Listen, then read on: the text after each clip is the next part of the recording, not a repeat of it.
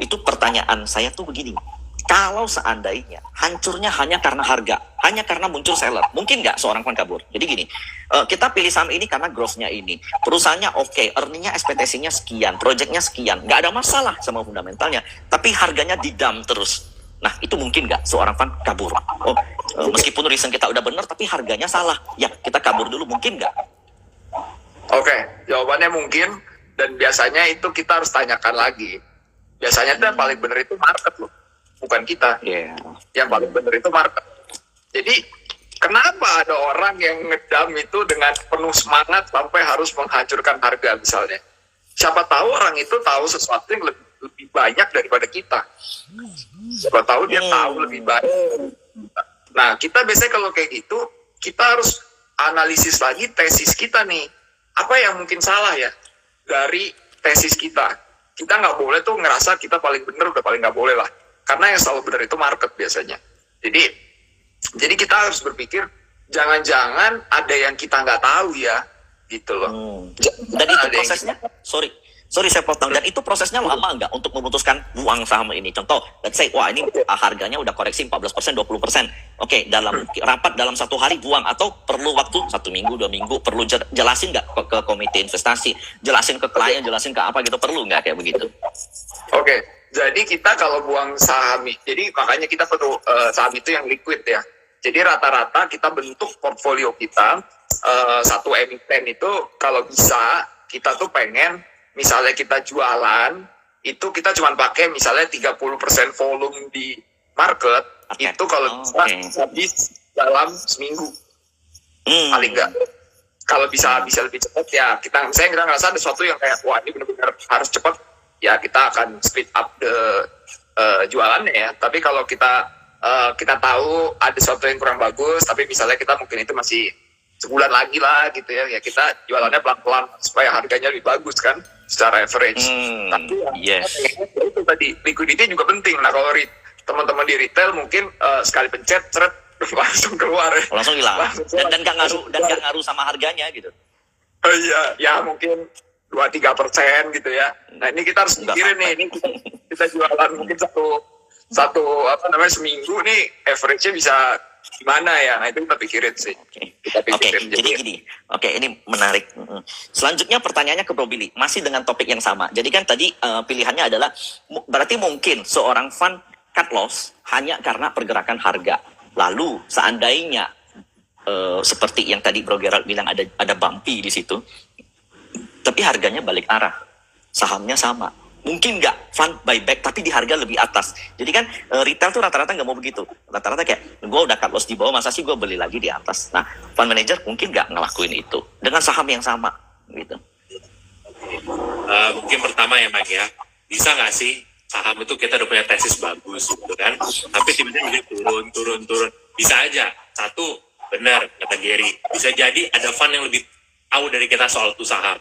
Mungkin dia dekat banget sama ownernya, atau mungkin dia tahu government bakal introduce policy apa yang kita tak tahu gitu kan, mungkin dia dekat sama level atas gitu kan.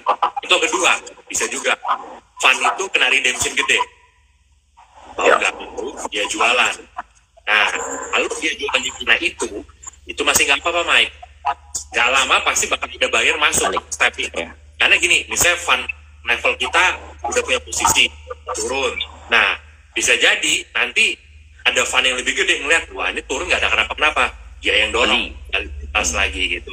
Itu bisa yang seperti, atau pas sudah turun kita semua, misalnya aku dulu di mana, Gary di mana, bro itu sih sellernya udah mau habis bro, udah kita barengan yuk, kita hajar tuh seller, kita habisin bareng-bareng.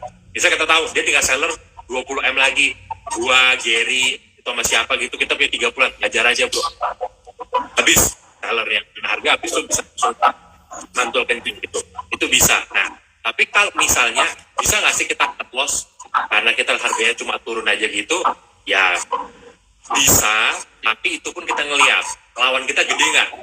Misalnya kita fund yang size 1T gitu kan, kita punya tuh saham berarti maksimum 100M ya. Ada fund 10T punya tuh banyak, yang punya misalnya 5%, 500M ya. Kalau 500M ya dia buang ke pasar ya kita sih Habis. bisa mampu seperti kayak gitu kan. Mungkin kita tar dulu itu bisa gitu kan. Nah terus kalau misalnya sellernya udah habis, bisa nggak kita beli lagi di harga lebih tinggi? Ya bisa aja, tapi between that time kita kan duitnya pasti kita puterin dulu ya Ger, ya main dulu untuk ngisi waktu duitnya di sekolah lain lah bahasanya gitu biar lebih nanti masuk lagi kayak gitu. Oke, Jadi mengenai bisa, main. It's possible. mengenai sekolah duit ini menarik karena itu juga menjadi pembicaraan di retail. Duitnya disekolahin dulu gitu. Contoh, ada saham yang lagi jelek nih, turun banget.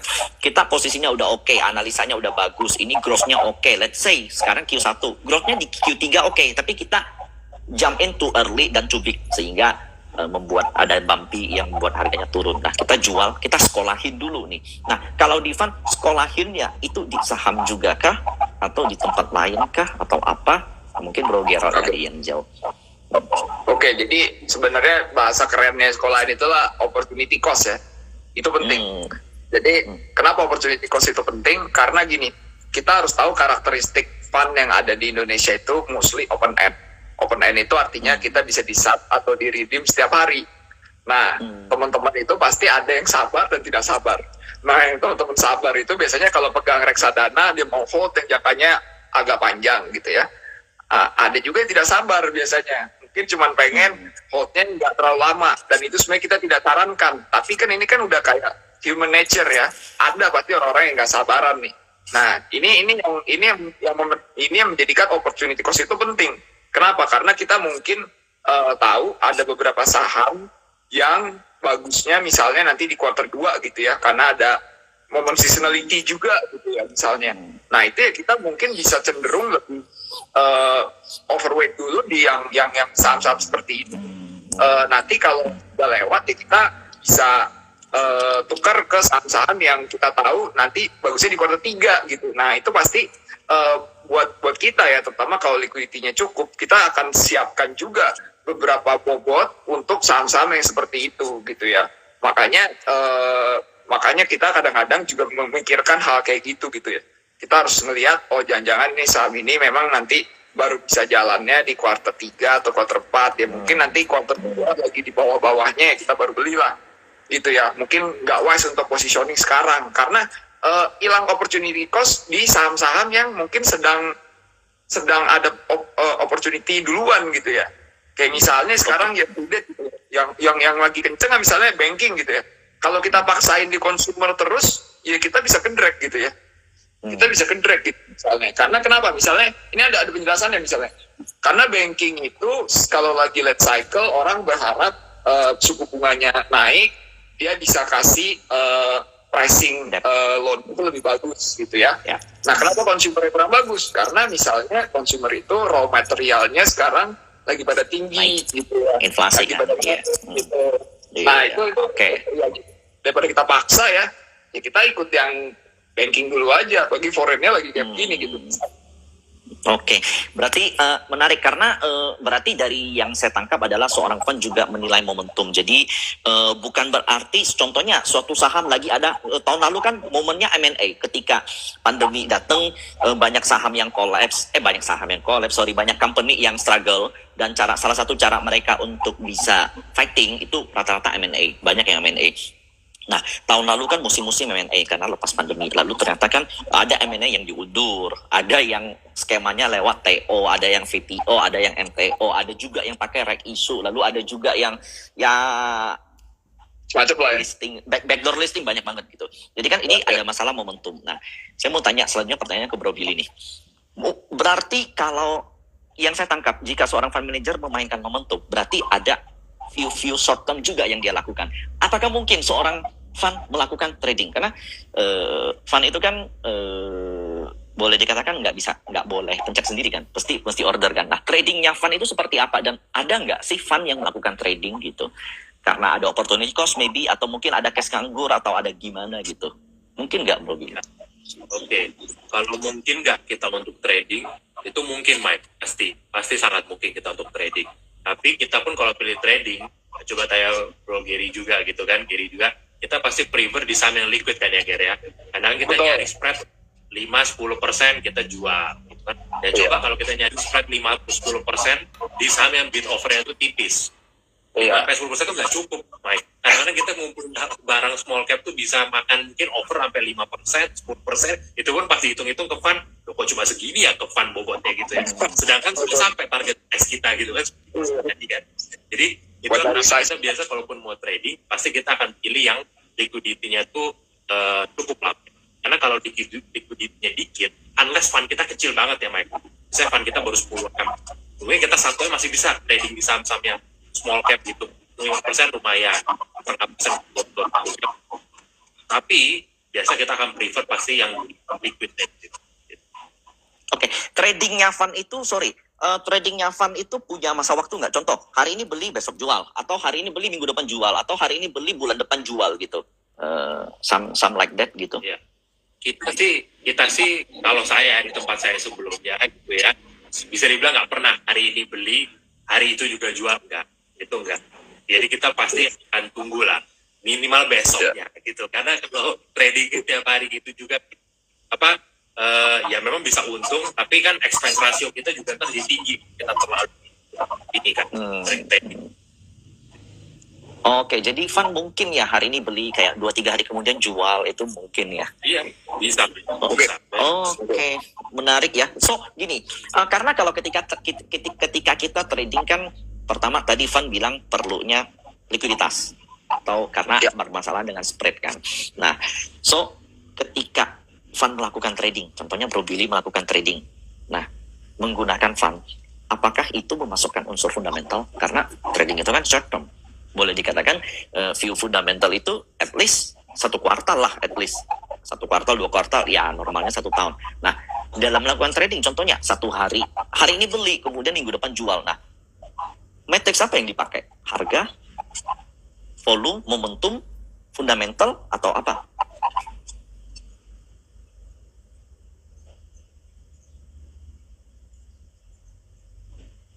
Ke Bro Billy pertanyaannya. Ya. Dulu Mike, tadi kayaknya agak sedikit James gimana? Oh gini, ketika seorang trader melakukan trading short term, terkadang tuh itu saham apa aja mereka nggak tahu gitu. Ya, Seperti itu. Nah karena ya namanya short term, ngapain you lihat fundamentalnya, sebenarnya seperti itu. Nah seorang fund dalam melakukan trading, apakah juga sama? Contoh, liquid banget,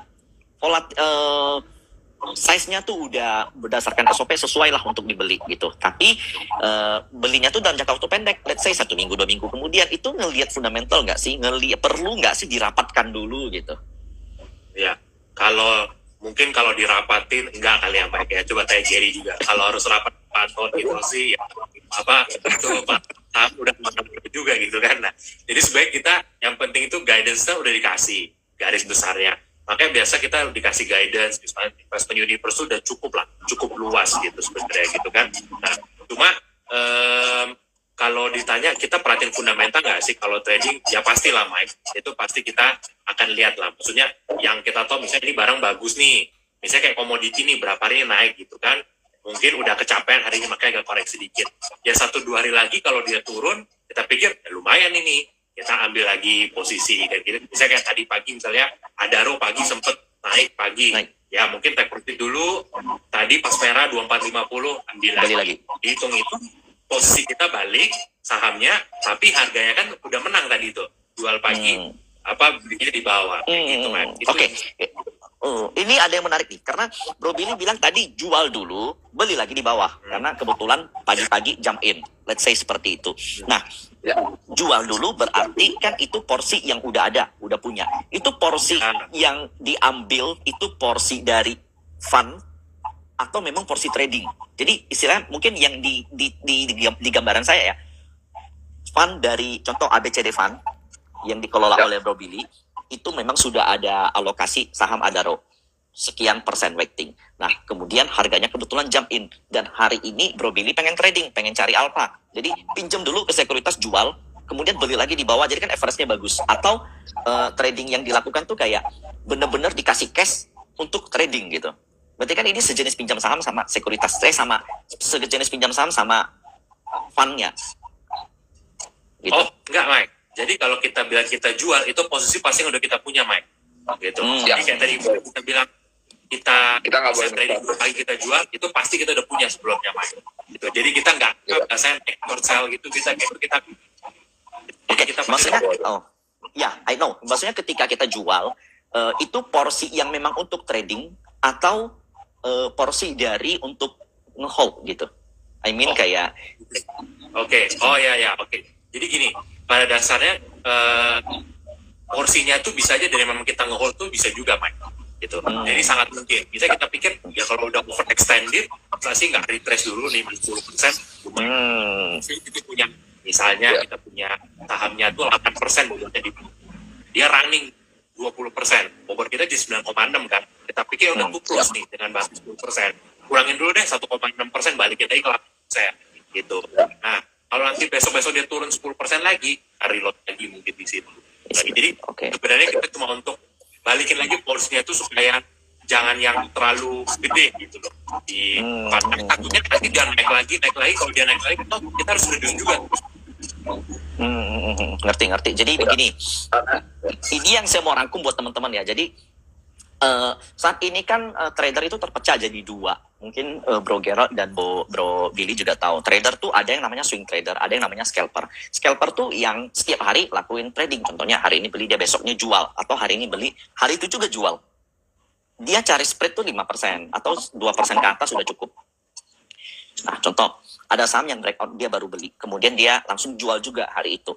Sementara, terkadang retail itu bingung. Karena ketika mereka melakukan dua hal tersebut, itu two different things yang harus punya psikologis dan plan yang berbeda. Nah, itu yang saya selalu ajarkan ke teman-teman begini. Contohnya, kita nge-lot saham ABCD udah sebesar 30% portofolio. Nah, sukses tuh naik sebesar 20%.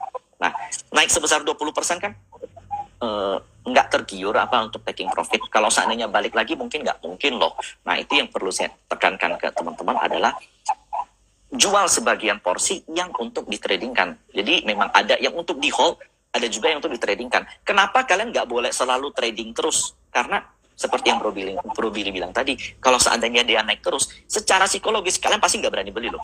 Gitu. Contohnya kalian jual di 1000, kemudian turun bentar ke cuman retrace sebentar 950, lalu kebut lagi ke 1100, 1200. Kalau kalian nggak sempat beli, kalian berani nggak beli lagi di harga atas? Jawabannya kan enggak. Jadi memang harus ada porsi yang kalian keep, ada porsi yang kalian tradingkan. Jadi sebenarnya you can combine that style, cuman itu memang takes time karena itu bukan masalah plan juga, tapi itu masalah strategi juga. Jadi itu yang perlu ditekankan ke teman-teman. Jadi memang dalam sebenarnya kalau kita memang ingin proper dalam mengelola portofolio, ya kita bisa belajar dari dua orang yang ada di depan saya ini, karena mereka udah mereka kelola itu bukan cuma soal beli jual, mereka ada rulesnya, ada SOP yang memang udah dibuat. Nah, selanjutnya saya mau tanya sama Bro Gerald nih. Menurut Bro Gerald, jika kita concentrate di stock market, contohnya seorang equity fund kan nggak boleh punya cash banyak-banyak, maksimal 20% ya kalau nggak salah ya. Nah, seandainya lebih dari itu, contohnya all cash gitu, pegang cash, nggak boleh kan gitu. Itu mesti dipindahin ke saham-saham yang defensif contoh. Nah, kalau kami retail kan punya akses ke situ. Contoh, kami punya kebebasan di situ. Market lagi jelek, ya udah jual dulu, pikirnya entar gitu. Nah, bagi kalau untuk seorang fund, untuk menghadapin yang seperti itu, bagaimana? Contohnya, ini market lagi jelek, tapi kita tetap harus pertahankan 80% stocks. Nah, sebagai seorang fund, bagaimana ngatasin kayak gitu? Oke, jadi itu tentu saja kita harus lihat fundnya ya. Kalau misalnya fundnya memang seperti reksadana saham, itu benar, kita nggak boleh lebih dari 20% cash, karena minimal 80% itu harus ada di saham gitu ya. Tapi kan kalau reksadana campuran tadi yang Trimoga Bastra itu bisa. Nah, jadi Trimoga Bastra ini bisa bertindak atau bergerak seperti lincahnya, mungkin mirip-mirip lah sama teman-teman itu ya. Kalau ada, walaupun nih tentu saja pasti nggak, ya kayak tadi lah, nggak mungkin kayak sehari, kalau kayak kata Bro Billy itu nggak mungkin lah kita baru hari ini beli, mungkin sorenya langsung jual gitu, hampir kita nggak pengen ada day trade ya, ibaratnya kayak gitu. Itu jarang banget, kita hampir nggak pernah lah itu terjadi gitu ya. Tapi kalau misalnya beli terus naik 10-20% gitu ya, besoknya gitu jual, ya mungkin aja. Kalau itu mungkin aja ya, bukan nggak mungkin, karena mungkin kita berpikir 10-20% itu udah mencapai target price kita gitu ya. Jangan-jangan gitu ya, kita mikir memang ini saham kita target price-nya mungkin cuma 20% lah, nyampe besokannya gitu kan, ya mukjizat ada aja ya. Siapa tahu tiba-tiba retailnya dengar sesuatu yang lebih kencang gitu, tapi menurut kita cukup 20%, ya udah satu hari besokannya kita take profit gitu ya. Seperti itu. Nah itu kan kondisi kalau naik ya. Nah kalau lagi turun nih kayak tadi ya, itu kan kita gimana kayak misalnya kita menghadapi bear market ya. Misalnya kita tahu yang kayak di COVID gitu ya, kemarin ya, pastikan marketnya semua tanking. Nah biasanya kalau yang seperti itu ciri khasnya itu nanti kita tuh sangat membutuhkan liquidity. Kenapa kita sangat membutuhkan liquidity? Karena banyak orang yang panik. Paniknya tuh habis itu ngapain biasanya kalau panik? Mereka melakukan banyak redemption gitu ya, atau jual reksadana gitu ya. Nah, yang biasanya kita lakukan itu adalah memindahkan yang 80% ini kalau bisa kita stay ke liquid stocks gitu ya. Saham-saham yang liquid gitu. Jadi, biasanya yang saya lakukan pertama kali kalau mau ke bear market itu adalah jual illiquid. Langsung jual unliquid. Jual yang nggak liquid. Pindahin ke yang liquid. Oke. Jual nggak liquid dulu gitu ya. Jual nggak liquid, nanti kelihatan nih. Habis itu kita masih ada buffernya. Mungkin setelah jual yang illiquid, ternyata mungkin kita hitung-hitung ya, mungkin sahamnya baru 70-an% gitu. Nah, berarti kita harus pilih yang liquid. Cari aja kita liquid yang mungkin tidak terlalu terdampak lah dengan impact-nya, misalnya kayak waktu itu misalnya COVID gitu ya. Nah, jadi biasanya yang kita lakukan pertama kali itu gitu, kita jual yang nggak liquid dulu lah gitu ya.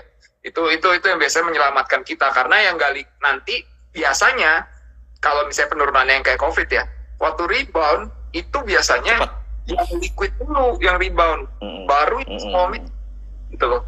Yang liquid dulu. Kenapa sih yang liquid dulu? Karena orang berpikir mungkin saham-saham yang liquid ini kecenderungannya kan big caps. Big caps itu lebih tahan krisis gitu ya. Nah itu biasanya orang, ya ini nggak mungkin bangkrut langsung dibeli dulu gitu. Nah nanti kalau big capsnya mungkin udah running gitu ya, nah mulai deh kita lihat dari small mid cap ini mana yang paling chance untuk survivalnya makin tinggi gitu ya. Kalau COVID kan mikirnya gitu kemarin, karena mikirnya kan jangan-jangan bisa bangkrut semua ya gitu ya. Nah kita mikirnya kayak gitu. Nah itu yang kita lakukan gitu. Waktu di cycle ini memang sesuai. Ini memang sesuai dengan struktur market, karena biasanya saham yang jalan atau ketika indeks rebound memang big caps dulu, baru ketika big capsnya udah mulai di taking profit, karena fund itu kan rata-rata kalau udah naik 10-20% at least pasti ada taking profitnya. Nah biasanya setelah di taking profit pindahlah ke second liner. Nah kalau zaman-zaman dulu sebelum COVID tuh pokoknya kalau seandainya UNVR udah naik, HMSP udah naik, GGRM udah naik, biasanya tuh pertanda agak bahaya tuh, karena karena fund-fund itu kabur ke defensive stocks yang nggak begitu volatil.